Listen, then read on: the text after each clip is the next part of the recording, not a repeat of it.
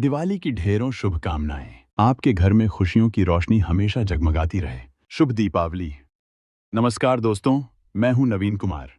आज के वीडियो में हमेशा की तरह दो कहानियां हैं। दोनों ही सच्ची और दिल दहला देने वाली हैं, इसलिए आप आखिर तक जरूर देखना। आज की पहली कहानी दिल्ली की है। ये बात 2016 की है। पुरानी दिल्ली में जामा मस्जिद के पास सड़क के किनारे कई छोटे मोटे होटल हैं, जहां बाहर से आए लोग ठहरते हैं।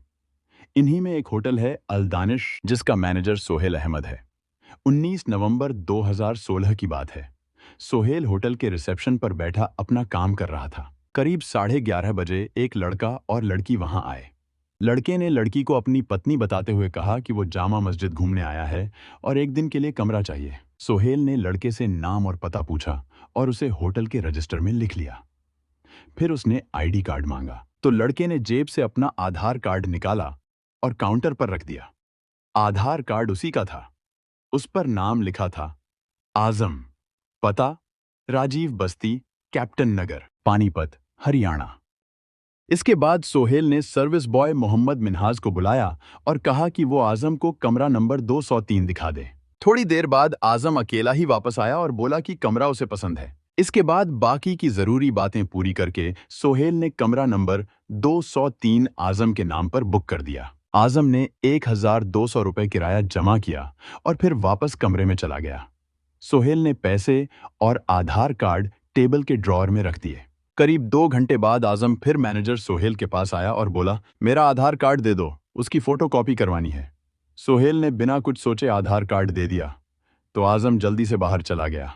उसके जाने के कुछ देर बाद मोहम्मद मिन्हाज किसी काम से कमरा नंबर 203 में गया, लेकिन अंदर जो उसने देखा, उसे देखकर वो सन्न रह गया।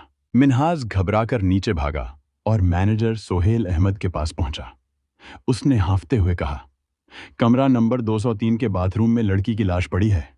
लगता है उसके साथ जो आदमी आया था उसी ने उसे मार दिया है। यह सुनकर सोहेल के होश उड़ गए। उसने तुरंत होटल के मालिक इस्लामुद्दीन के बेटे दानिश को फोन करके सब कुछ बता दिया। दानिश खुद होटल नहीं आया, बल्कि सीधे पास में बनी जामा मस्जिद पुलिस चौकी पहुंच गया और चौकी इंचार्ज मोहम्मद इनाम को पूरी बात बता दी। चौकी इंचार्ज मोहम्मद इनाम अपने साथ कुछ सिपाहियों को लेकर होटल पहुंच गए।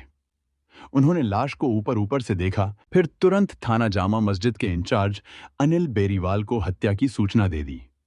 थोड़ी ही देर में अनिल बेरीवाल पुलिस टीम के साथ मौके पर पहुंच गए। वहां से ही उन्होंने ऊपर के अधिकारियों को भी घटना की जानकारी दे दी। इस बीच अतिरिक्त थाना प्रभारी धन सिंह सांगवान भी खबर मिलते ही होटल पहुंच गए। थोड़ी देर में सेंट्रल डिस्ट्रिक्ट की क्राइम टीम और एफएसएल टीम भी होटल पहुंच गई। लाश की हालत देखकर सब सन्न रह गए। सिर बाथरूम के टॉयलेट सीट पर था और पैर दरवाजे की ओर पड़े थे। गले पर चोट के निशान साफ दिख रहे थे, जिससे लग रहा था कि हत्या गला दबाकर की गई है। एफएसएल टीम ने जांच और सबूत इकट्ठा करने का काम पूरा किया, तो अनिल बेरीवाल ने लाश को पोस्टमार्टम के लिए जयप्रकाश नारायण अस्पताल भिजवा दिया। होटल से लौटने के बाद पुलिस ने अपराध संख्या 135/2016 के तहत हत्या का मामला अज्ञात आरोपी के खिलाफ दर्ज किया और जांच की जिम्मेदारी अतिरिक्त थाना प्रभारी धन सिंह सांगवान को सौंप दी। धन सिंह सांगवान ने होटल के मैनेजर सोहेल अहमद को थाने बुलाकर पूछताछ की। पूछताछ में सोहेल ने शक जताया कि लड़की की हत्या उसके साथ आए शौहर आजम ने की है। हालांकि आजम आधार कार्ड अपने साथ ले गया था, लेकिन उसका पता सोहेल ने पहले ही होटल के रजिस्टर में लिख लिया था। रजिस्टर में उसका मोबाइल नंबर भी दर्ज था। यह जानकारी मिलते ही धन सिंह सांगवान को आजम का पूरा पता मिल गया। उन्होंने उसे पकड़ने के लिए एक पुलिस टीम बनाई, जिसमें SI Dharmveer, head constable Neeraj और कुछ अन्य पुलिसकर्मी शामिल थे। अगले दिन सुबह 8 बजे धन सिंह अपनी टीम के साथ होटल के रजिस्टर में लिखे पते पर पहुंचे। वहां उन्हें पता चला कि आजम पहले वहां एक कमरा लेकर रहता था, लेकिन अब अपनी अम्मी समीना और अब्बा मोहम्मद सलीम के साथ राजीव कॉलोनी के मकान गंदा नाले के पास में रहता है। धन सिंह और टीम जब वहां पहुंचे तो आजम घर में सो रहा था। उसे जगाया गया और जैसे ही उसने दिल्ली पुलिस को देखा, उसके हाथ पांव फूल गए।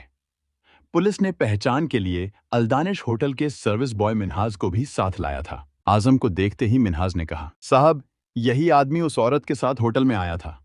मुजरिम आजम को पकड़ने के बाद धन सिंह सांगवान ने राहत की सांस ली। आजम ने अपना अपराध स्वीकार कर लिया।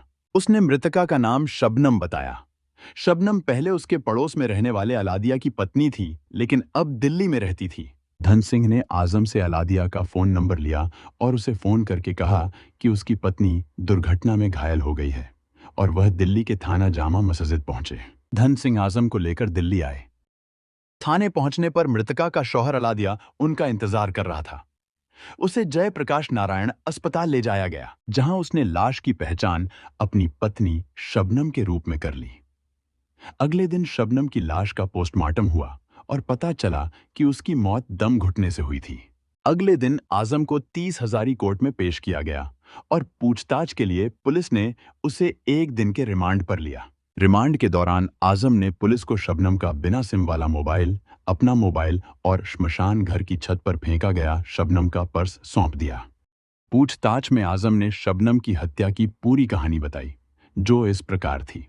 सोनिया, जिसे शबनम भी कहते थे, जिला शामली के गांव कुड़ाना की रहने वाली राम नरेश की बेटी थी।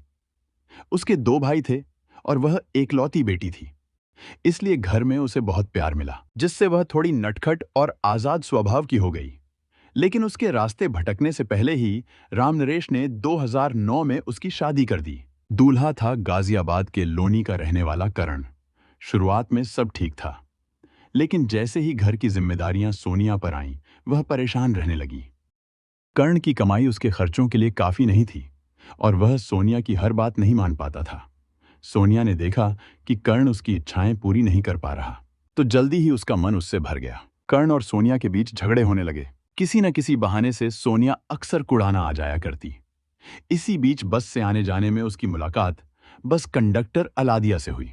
अलादिया गाजियाबाद का रहने वाला था और सोनिया की खूबसूरती पर फिदा हो गया। सोनिया को खुश करने के लिए अलादिया उसकी हर मांग पूरी करने लगा। इसका नतीजा यह हुआ कि एक दिन सोनिया अलादिया के साथ भाग गई। अलादिया सोनिया को लेकर सोनीपत गया और वहां कैप्टन नगर में किराए का कमरा लेकर रहने लगा। कुछ दिनों बाद अलादिया ने सोनिया से निकाह कर लिया और उसका नाम शबनम रख दिया। सोनिया की इस हरकत से ससुराल वाले ही नहीं, बल्कि मायके वाले भी उससे रिश्ता तोड़ गए। लेकिन सोनिया उर्फ शबनम अलादिया के साथ खुश थी। उसे खुश रखने के लिए अलादिया उसकी हर बात मानता और उसके सारे नाज नखरे उठाता। अलादिया बस कंडक्टर था और वह इसलिए सुबह घर से निकलता और देर रात ही लौटता। दिन भर शबनम अकेली रहती थी। उसके पड़ोस में आजम भी अकेला रहता था। उसके माता पिता राजीव कॉलोनी में गंदा नाले के पास रहते थे। आजम शबनम का हमउम्र था और उसे शबनम बहुत अच्छी लगती थी, इसलिए वह कोई न कोई बहाना बनाकर उससे बातें करने की कोशिश करता था। आजम एक कबाड़ी के यहाँ काम करता था और उसे वहां 9,000 रुपए वेतन मिलता था। आजम अकेला रहता था, इसलिए अपने सारे पैसे अपने ऊपर खर्च करता था। लेकिन जब शबनम पर उसका दिल आया, तो वह उसके लिए खाने पीने की चीजें और गिफ्ट लाने लगा। जल्दी ही दोनों के बीच अवैध संबंध बन गए। अलादिया दिन भर घर से बाहर रहता था, इसलिए आजम को शबनम से मिलने में कोई दिक्कत नहीं होती थी। लेकिन ऐसी बातें बहुत देर तक छुपी नहीं रहती। शबनम और आजम के संबंधों की जानकारी अलादिया को भी हो गई। जब उसने इस बारे में शबनम से पूछा, तो उसने कहा कि कभी-कभी आजम उससे मिलने घर आ जाता है, लेकिन उनके संबंध ऐसे नहीं हैं जिन्हें गलत कहा जा सके। अलादिया समझ गया कि शबनम अपने अवैध संबंध को स्वीकार नहीं करेगी, इसलिए उसे दोनों को चोरी छिपे पकड़ना होगा। कुछ दिनों बाद एक दिन अलादिया काम पर जाने की बात कहकर घर से निकला, लेकिन असल में काम पर नहीं गया। 3-4 घंटे इधर उधर समय बिताने के बाद वह दोपहर को अचानक घर पहुंचा, तो देखा कि घर का दरवाजा अंदर से बंद है। उसने शबनम को आवाज लगाई, तो थोड़ी देर में शबनम ने दरवाजा खोला। उस समय उसके कपड़े अस्त व्यस्त थे और चेहरे का रंग भी उड़ा हुआ था। शबनम की हालत देखकर अलादिया को तुरंत समझ आ गया कि अंदर क्या हो रहा था। वह यही सोच रहा था कि तभी आजम अंदर से सिर झुकाए बाहर निकल आया। अलादिया ने उसे रोककर कड़ी फटकार लगाई और अपने घर आने पर सख्त पाबंदी लगा दी। आजम कुछ बोले बिना चुपचाप चला गया। उसके जाने के बाद अलादिया ने शबनम की अच्छी तरह खबर ली। शबनम ने माफी मांगते हुए कसम खाई कि फिर कभी आजम से नहीं मिलेगी। कुछ दिनों तक शबनम ने सच में आजम से दूरी बनाई, लेकिन जब उसने देखा कि अलादिया को उस पर पूरा विश्वास हो गया है, तो वह फिर लोगों की नजरें बचाकर आजम से घर से बाहर मिलने लगी। आजम शबनम को फोन करके बाहर बुला लेता और दोनों वहीं अपने संबंधों की प्यास बुझाकर घर वापस लौट आते। शबनम को खुश करने के लिए आजम उसकी हर मांग पूरी करता था। हालांकि आजम और शबनम चोरी छिपे मिलते थे, लेकिन अलादिया को उनकी मुलाकातों का पता चल ही जाता था। परेशान होकर अलादिया शबनम को लेकर पानीपत छोड़कर दिल्ली आ गया और बदरपुर में किराए का कमरा लेकर रहने लगा। उसका सोचना था कि इतनी दूर आकर शबनम और आजम का मिलना जुलना नहीं हो पाएगा, लेकिन उनके बीच संबंध वैसे ही बने रहे। मोबाइल के जरिए दोनों की बातचीत जारी रहती थी। मौका मिलते ही शबनम आजम को फोन कर देती और जहां दोनों को मिलना होता था आजम वहां पहुंच जाता। फिर किसी होटल में कमरा लेकर दोनों मिलते थे। शबनम जब भी आजम से मिलने आती वह उसके लिए कोई न कोई गिफ्ट लाता और नकद पैसे भी देता। 19 नवंबर को शबनम ने आजम को फोन करके दिल्ली के महाराणा प्रताप बस अड्डे पर बुलाया। आजम पानीपत से चलकर करीब 10 बजे बस अड्डे पर पहुंचा तो शबनम उसे वहां इंतजार करती मिली। वहां से दोनों जामा मस्जिद के पास स्थित होटल अलदानिश पहुंचे और मौज मस्ती के लिए कमरा किराए पर लिया। शुरुआत में दोनों ने जी भरकर मजा किया, फिर बातें करने लगे। शबनम ने आजम से 10,000 रुपए मांगे, लेकिन आजम ने कहा कि उस समय उसके पास इतने पैसे नहीं हैं। इस पर शबनम को गुस्सा आ गया और उसने एक करारा थप्पड़ आजम के गाल पर मार दिया। थप्पड़ खाने के बाद आजम को भी गुस्सा आ गया। शबनम की इस हरकत का बदला लेने के लिए आजम बिना कुछ सोचे उसके सीने पर कूद गया और दोनों हाथों से उसका गला पकड़कर दबा दिया। कुछ ही पल में शबनम की मौत हो गई।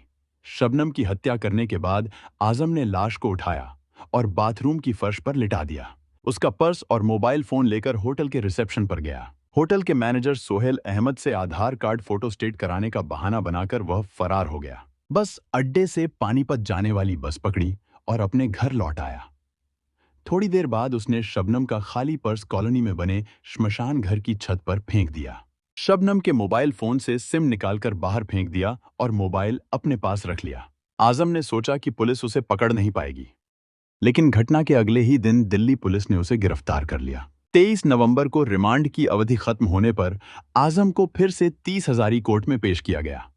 कोर्ट ने उसे 14 दिनों की न्यायिक हिरासत में जेल भेज दिया।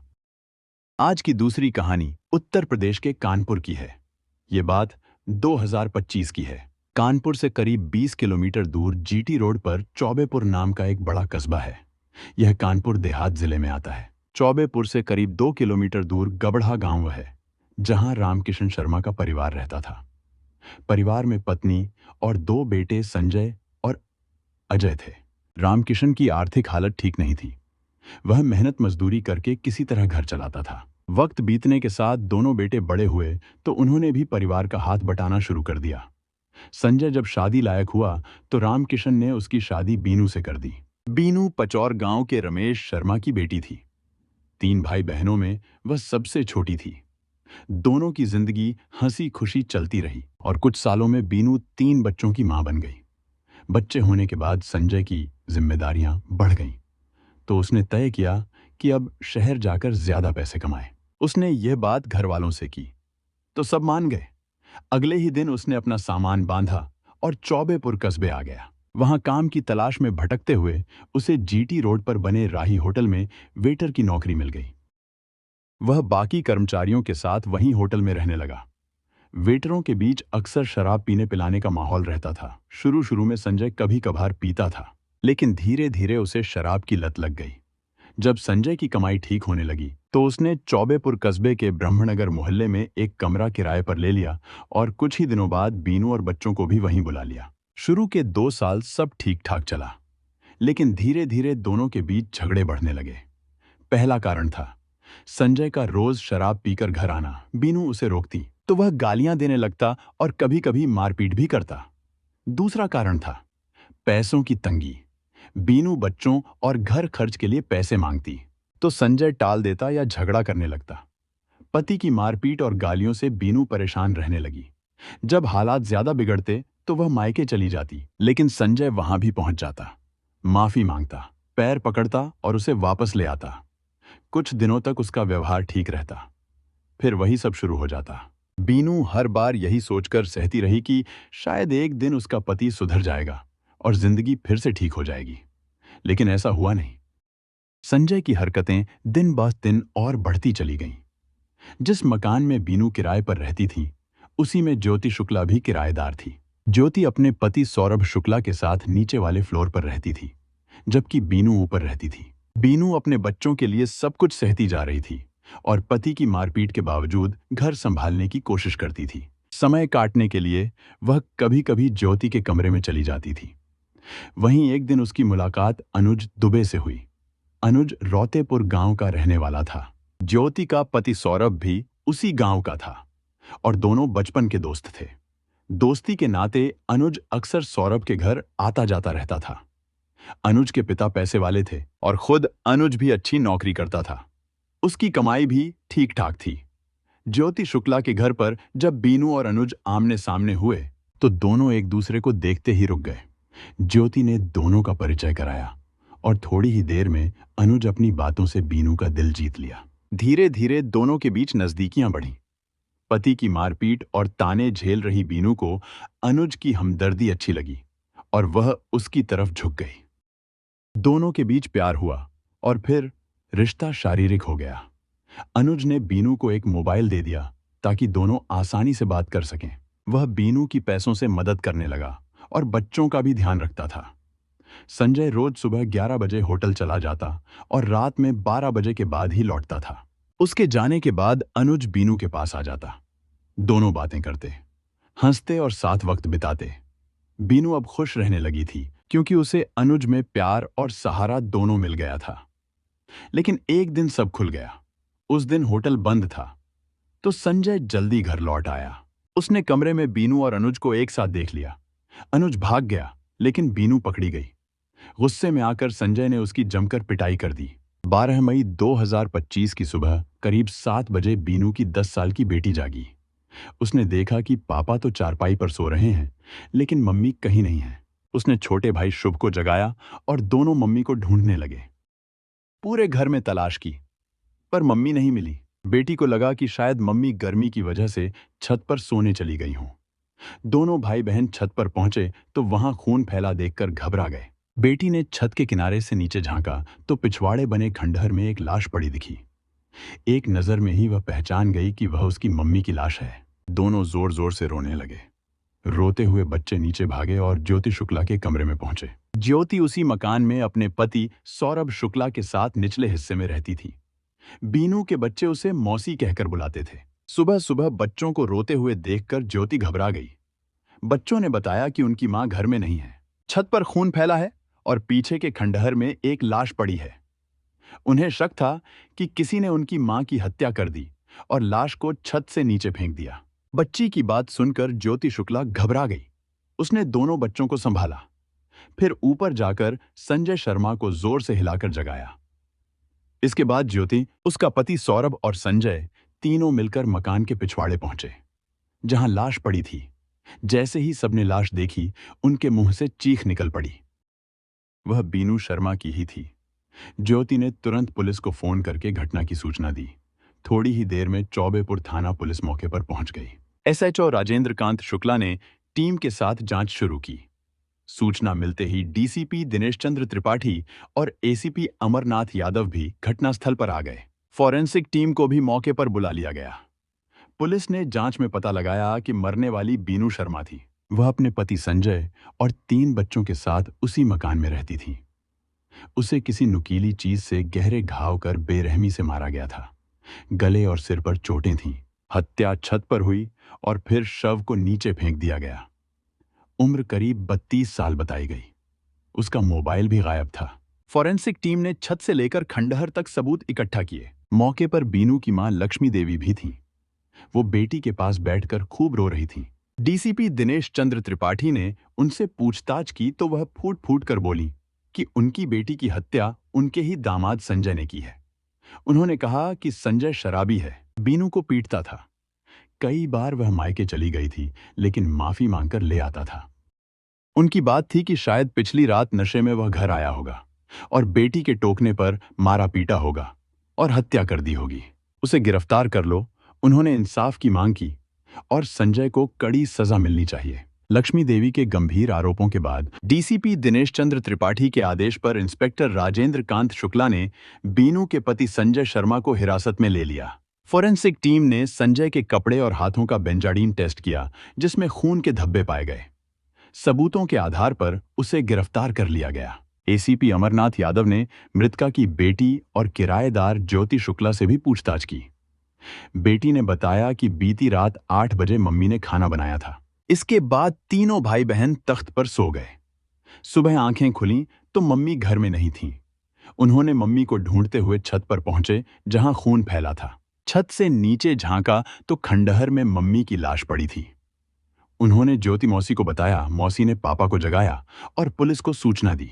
बेटी ने साफ कहा कि मम्मी की हत्या किसने की, इसके बारे में उसे कुछ पता नहीं। ज्योति शुक्ला ने बताया कि संजय अक्सर अपनी पत्नी बीनू को परेशान करता था। कई बार उसकी चीखें सुनकर वह बीनू को बचाने कमरे में जाती और संजय को डांटती थी, लेकिन उसने कभी नहीं सोचा था कि संजय उसकी हत्या कर देगा। उस सुबह बच्चे रोते हुए आए और मम्मी की हत्या की बात बताई। ज्योति उनके साथ घटनास्थल पर गई और फिर पुलिस को खबर दी। पुलिस ने घटनास्थल देखा और पूछताछ की। फिर बीनू का शव पोस्टमार्टम के लिए जिला अस्पताल भेज दिया। संजय शर्मा को भी थाना चौबेपुर ले जाया गया। थाने में पुलिस ने संजय से बीनू की हत्या के बारे में पूछताछ शुरू की। संजय ने माना कि वह अक्सर बीनू को परेशान करता था, लेकिन हत्या करने से साफ इनकार कर दिया। पुलिस ने कई बार उससे पूछताछ की और हर तरह की तरकीबें अपनाई, लेकिन संजय ने जुर्म स्वीकार नहीं किया। हर राउंड में वह बस यही कहता रहा कि उसने बीनू की हत्या नहीं की। फिर भी संजय के खिलाफ सबूत मजबूत थे। बेंजाडीन टेस्ट में उसके हाथों और कपड़ों पर खून के धब्बे मिले थे, लेकिन वह हत्या से इनकार करता रहा। डीसीपी दिनेश चंद्र त्रिपाठी ने फिर संजय से पूछा कि अगर वह निर्दोष है तो हाथों और कपड़ों पर खून कैसे आया। संजय ने बताया कि सुबह वह बीनू के शव के पास गया था। देखना चाहता था कि कहीं उसकी सांसें चल रही हैं या नहीं। इसी दौरान उसने शव को हिलाया और हाथों व कपड़ों पर खून लग गया। यही बेंजाडीन टेस्ट में आया। वह खुद को निर्दोष बता रहा था। डीसीपी ने पूछा कि अगर तुमने हत्या नहीं की तो फिर हत्यारा कौन है। संजय ने कहा कि वह यकीन से नहीं कह सकता, लेकिन उसे शक है कि अनुज दुबे का हाथ हो सकता है। अनुज दुबे रौतेपुर गांव का रहने वाला था। संजय ने बताया कि ज्योति शुक्ला का पति सौरभ भी उसी गांव का है और सौरभ और अनुज बचपन के दोस्त हैं। अनुज अक्सर सौरभ के घर आता जाता था। संजय ने कहा कि अनुज की बुरी नजर उसकी पत्नी पर पड़ी और वह उसे प्रेम जाल में फंसा लिया। दोनों के बीच नाजायज रिश्ता बन गया और संजय ने बीनू को समझाने की कोशिश की, लेकिन वह नहीं मानी। संजय ने बताया कि कुछ दिनों से दोनों के बीच छोटी छोटी बातों को लेकर मनमुटाव बढ़ गया था, इसलिए अनुज का घर आना जाना कम हो गया। संजय को शक था कि बीती रात अनुज घर आया होगा और गर्मी के कारण दोनों छत पर बात कर रहे थे। वहीं अनुज ने बीनू की हत्या कर दी होगी। अनुज पर शक होने के बाद पुलिस ने बीनू और अनुज के फोन नंबरों की कॉल डिटेल्स निकलवाई। पता चला कि बीनू के मोबाइल पर अनुज की आखिरी कॉल रात 9 बजे आई थी। रात 11 बजे तक बीनू और अनुज के फोन की लोकेशन बीनू के घर की थी। उसके बाद 11:52 बजे बीनू का फोन बंद हो गया और उस समय फोन की लोकेशन रौतेपुर गांव के पास थी। इससे साफ हो गया कि अनुज रात 10 बजे के आसपास बीनू के घर गया। फिर उसने बीनू की हत्या की और उसका फोन लेकर गांव ले गया। फिर दोनों ने फोन बंद कर दिए। पुलिस ने 13 मई की सुबह एसएचओ राजेंद्र कांत शुक्ला के नेतृत्व में अपनी टीम के साथ रौतेपुर गांव में अनुज के घर छापा मारा और उसे गिरफ्तार कर थाना चौबेपुर ले आए। शुरू में अनुज हत्या से इनकार करता रहा, लेकिन जब सख्ती की गई तो वह टूट गया और बीनू की हत्या का जुर्म कबूल कर लिया। अनुज ने हत्या में इस्तेमाल चाकू और खून से सने कपड़े भी दिखाए, जो उसने गांव के बाहर झाड़ियों में छिपा दिए थे। बीनू का मोबाइल भी उसने तोड़कर एक गड्ढे में फेंक दिया था, जिसे पुलिस ने बरामद कर लिया। पुलिस ने सबूतों को सुरक्षित कर लिया। अनुज ने बताया कि वह बीनू से बहुत प्यार करता था और उसे अपनी पत्नी समझ बैठा था।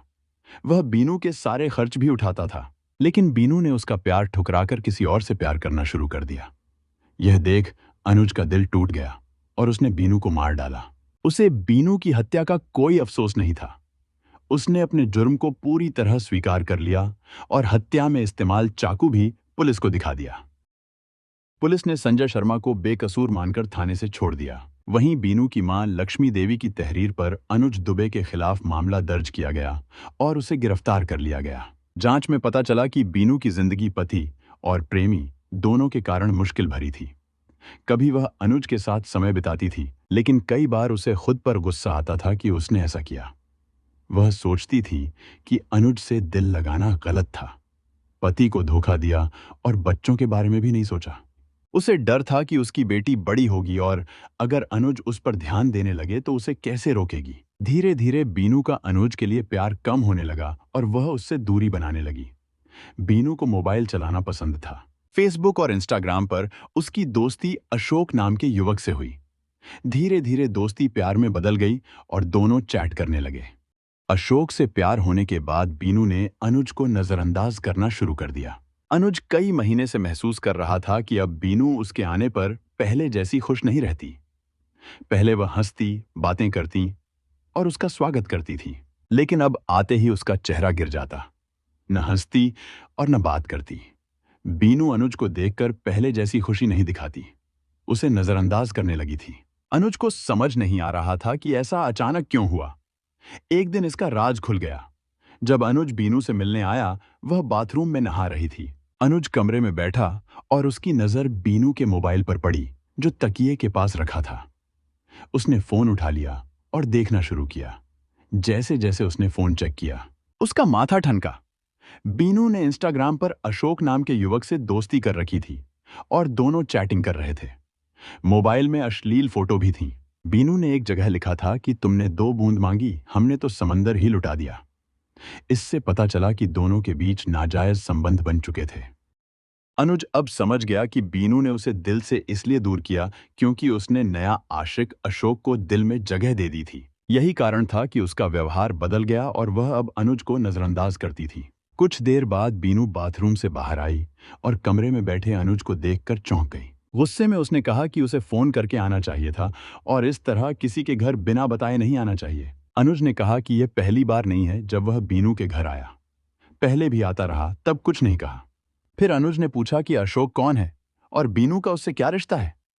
बीनू घबरा गई, लेकिन बोली कि अशोक उसका दूर का रिश्तेदार है और दोनों इंस्टाग्राम पर दोस्त हैं। अनुज ने मोबाइल में फोटो और चैट देख ली और समझ गया कि उनके बीच नाजायज रिश्ता है। बीनू डर गई और धीरे से कहती है कि जो समझना है समझ लो, मैं अपना शक दूर नहीं कर सकती। उस दिन बहस के बाद अनुज घर चला गया, लेकिन उसके बाद उसका चैन छिन गया और रात की नींद उड़ गई। उसे बीनू की बेवफाई बर्दाश्त नहीं हुई।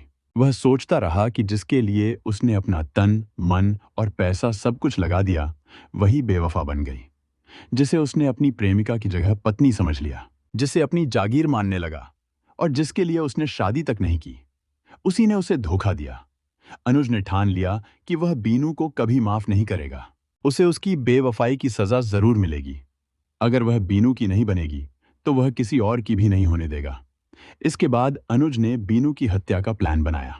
उसने चौबेपुर बाजार से एक तेज धार वाला चाकू खरीदा और अपने पास सुरक्षित रख लिया। 11 मई 2025 की रात 9 बजे अनुज ने बीनू को फोन किया और बताया कि उससे मिलने आ रहा है, कुछ जरूरी बातें करनी है। बीनू कुछ जवाब दे पाती उससे पहले ही अनुज ने फोन डिस्कनेक्ट कर दिया। लगभग 1 घंटे बाद रात 10 बजे अनुज बीनू के घर पहुंच गया। उस समय बीनू के बच्चे बरामदे में तख्त पर सो रहे थे और पति संजय होटल में काम पर गया था। संजय रात 12 बजे के बाद घर लौटता था। अनुज ने कमरे में घुसते ही बीनू से कहा कि छत पर चलो, वहां एकांत में बातें करनी है। बीनू ने पूछा कि कमरे में बैठकर क्यों नहीं, लेकिन अनुज ने कहा कि बच्चों के जागने का खतरा है। फिर दोनों सीढ़ियों से छत पर पहुंचे और बातें करने लगे। बातों ही बातों में अनुज ने बीनू के नए आशिक अशोक का जिक्र किया। अशोक का नाम सुनते ही बीनू भड़क गई और दोनों में बहस शुरू हो गई। इसी बहस में अनुज गुस्सा हो गया और उसने बीनू को दबोच लिया।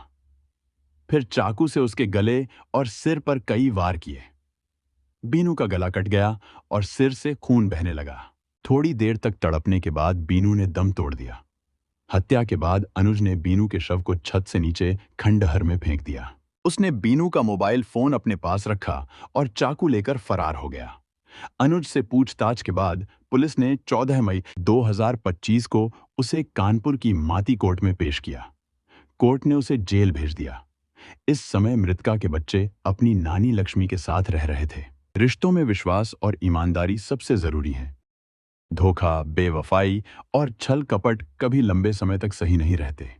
क्रोध और मानसिक असंतोष पर काबू न पाना बड़े अपराध और अफसोस की वजह बन सकता है। प्यार या नफरत में अंधा होकर निर्णय लेना जीवन के लिए घातक साबित हो सकता है।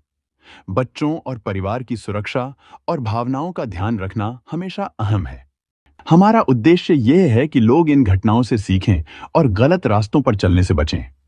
यह कहानी एक अहम चेतावनी है जो हमें बताती है कि जीवन में सही फैसले लेना कितना जरूरी है। हमें मिलकर एक बेहतर समाज बनाने की कोशिश करनी चाहिए, जहां प्यार और ईमानदारी की अहमियत हो। ऐसी सच्ची घटनाओं और उनसे मिले संदेशों के साथ मैं फिर लौट कर आऊंगा। तब तक के लिए सुरक्षित रहें, सतर्क रहें और याद रखें कि हर कदम सोच समझकर उठाएं।